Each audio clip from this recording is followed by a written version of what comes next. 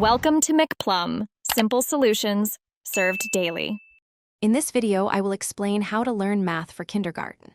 We'll start by exploring numbers 1 through 10, using fun, everyday items to make counting tangible. Then, we'll practice counting both forward and backward, which helps build number sense. We'll also learn to recognize basic shapes like circles and squares and discover how to identify simple patterns. This foundational knowledge sets a strong base for future mathematical understanding. Building a strong number sense is crucial for young learners. We'll focus on counting up to 20 objects, ensuring accuracy and consistency. Children will learn to match written numbers to their corresponding quantities, grasping the concept of how many. We'll also compare different groups of items, using terms like more than or less than, and practice ordering numbers from 1 to 10.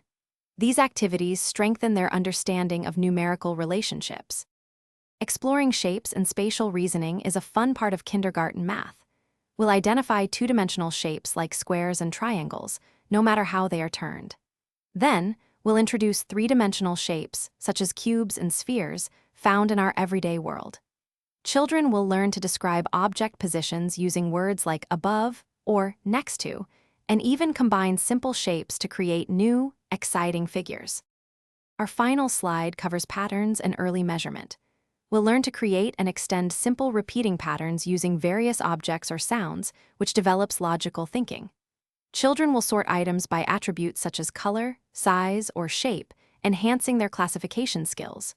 We'll also compare lengths or weights using non-standard units, like counting blocks.